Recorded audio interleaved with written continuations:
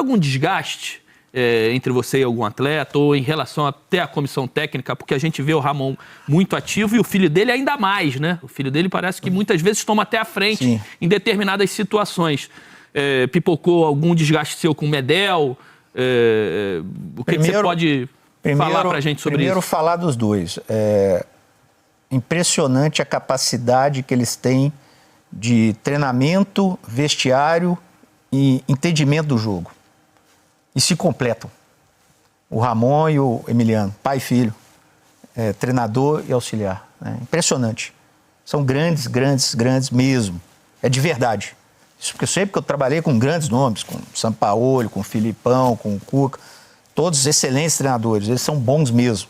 Por isso até que conseguiram fazer com que o Vasco saísse daquela situação ano passada para uma situação bem melhor. Fácil de acesso. Ramon é uma pessoa muito simpática, extremamente simpática. O que acontecia é uma visão normal, dizer o seguinte: eles construíram um Vasco em torno deles para não cair o ano passado, certo? Sim. Eu chego depois e eu sou o cara do não. Sou o cara que tem que falar não ou sim. E o contexto muda, né? E muda o contexto. Porque a partir do momento que salva e com a tua contratação, a expectativa é uma expectativa diferente. Amigo, vem cá, eu quero isso. Ramon, isso dá, isso não dá.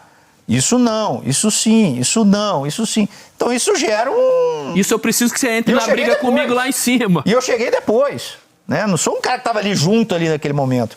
E é normal, né? Os debates, os desgastes. Falar de Medel. Medel é um líder nato, é um cara de muita personalidade, e jogadores de muita personalidade, todos vocês aqui enfrentaram, e tiveram... É o cara que vai no embate, vem cá, é isso e tal. Então, mas relação super positiva, de alto nível. Jogador desse nível de seleção, Copa do Mundo, o debate, o embate com ele é de alto nível, é para ganhar, não é picuinha de vaidade nem nada. Medel é alto nível, é assim, entende? Então, mas o que aconteceu com ele? O que foi o embate com ele? Não, embate de coisas do dia a dia que foram geradas pela forma. Precisa resolver isso, tem que ver aonde, calma, e aí não resolve, aí vai de novo, volta. Então, um embate de desgaste do dia a dia. Mas, por exemplo, ele é um dos líderes do elenco, né? Por tudo isso que você falou. Sim. Era mais em nível de contratação, precisamos reforçar, precisamos trazer um cara não de mais nesse peso, nível, era não de nesse bicho, nível. Não nesse nível. Coisas ou até internas. Salário, ou até premiação dele que tá para trás. Não. Nada disso. O Vasco hoje está extremamente bem organizado. Extremamente bem organizado. Isso que eu disse lá atrás, é um outro Vasco. O Vasco antigo, a gente tinha isso aí o tempo todo. Esse Vasco, não. Coisas normais do dia a dia, nenhuma dessas citadas, eu dou o direito que foi uma coisa lá, mas que não durou 5 minutos. Isso não, tá? Daqui a pouco a gente conversa, tal. No dia seguinte nós já fomos lá, conversamos e ajustamos tudo que tinha que ajustar. Mas o embate para ganhar. Vocês participar de elencos vitoriosos. Se você não tem embate, se você não tem diálogo, você não se cobra um ao outro, dificilmente você vai ter uma equipe para ganhar. Não estou nem aqui tendo a questão de falar que eu sei tudo e que tinha que ser do meu jeito. Não, eu respeitei todos os processos que foram impostos. Todos os processos. Claro, eu tentei às vezes mostrar, olha, uma particularidade do futebol brasileiro, mas eu respeitei todos os processos. Tudo foi feito de acordo, como sempre tem que ser. E eu sempre fiz isso nos clubes que eu fui. Agora, até ter esse entendimento de como funcionar, como funciona, eu tive uma dificuldade de entendimento, até de com quem eu converso, para quem eu me reporto, como que é feito isso. Então, quando eu digo a falha de comunicação, e eu disse isso já algumas vezes aqui, mais minha, pela experiência que eu tenho vivida em todos os clubes, a SAF tem o que? 1 ano e meio de Brasil, né? Então é muito recente. As pessoas que estão lá, aliás, não posso deixar aqui também de agradecer todas as pessoas que eu conheci, o Cláudio, gerente, um cara extremamente competente, o Bruno da Operações, um cara extremamente competente, as pessoas do escritório, a Kátia, uma CFO nota 1000, o departamento jurídico do Vasco, o Nicolas e todos, o Roberto e todos que estão lá, né, o próprio CEO, o Lúcio, são pessoas competentes que trabalham incansavelmente, que fazem as coisas andar. Agora, tem os processos que a gente precisa entender. E como eu não conversei, o que vocês esperam de mim? Aonde que eu posso ser útil? Até onde que eu posso ir? Qual a autonomia que eu tenho? Não te deram um valor, por exemplo, você vai poder gastar tanto nessa temporada? Não, tinha um orçamento, mas a gente, o orçamento tinha, mas não era assim, ó, vai lá, resolve. Não, sabe? Não. Essa é uma pergunta boa. Qual autonomia você tinha? É isso que eu tô Você falou, falando. faltou essa comunicação, mas em determinado momento, já contratado, você discutiu isso. Até onde eu posso chegar? Cada hora que se tem um assunto diferente, é um entendimento diferente dessa autonomia. Entende? O Ricardinho falou, às vezes eu precisava resolver uma coisa com um atleta, seja qual for, e eu precisava entender, para mim entender até onde que eu posso ir. Uma renovação, uma penalidade, um simples bicho, uma premiação. Eu preciso entender, ó, esse caminho eu vou ter que ir aqui, esse eu vou ter que ir aqui. Que não tem problema nenhum. Só estou falando que no meu caso atrapalhou. Às vezes o próximo diretor, e o anterior também, o Paulo Brax, vi várias entrevistas dele também dizendo que algumas coisas. Às vezes o próximo não vai sentir isso. Não tem O que aconteceu é que eu tinha que ter a compreensão já com o jogo rolando. E muita pressão, muita expectativa, muita cobrança externa. Sabe, todo o envolvimento, e aí isso pode, isso não pode. O Ramon Dias está lá e quer ganhar imediato, e é isso, e aí, cobrança também interna. E aí eu ficava ali no meio, vamos fazer, isso dá, isso não dá, isso pode, isso não pode. E as coisas foram andando e foram gerando esses desgastes, que no entendimento deles foi uma quebra de confiança. A minha saída, que eu acho que é que todo mundo fica pensando o que aconteceu, né? Eu tenho um diagnóstico próprio, né? Muito claro.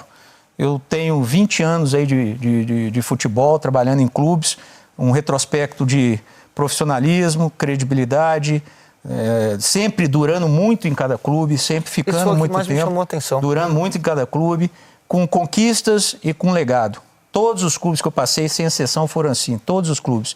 O que tem um ponto comum que dessa vez foi diferente? Na minha chegada, a comunicação.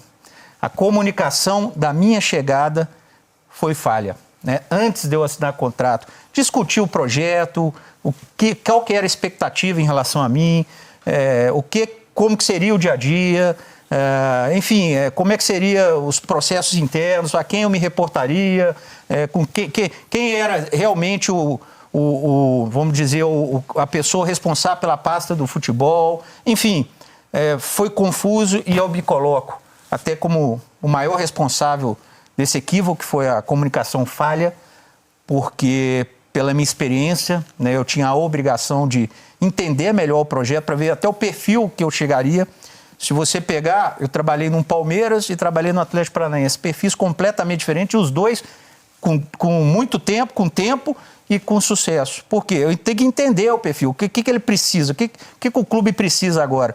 E isso foi gerando uma série de desgastes, porque sempre tinha uma dúvida, eu me reporto a quem, falo com quem, faço o quê, posso isso, não posso aquilo.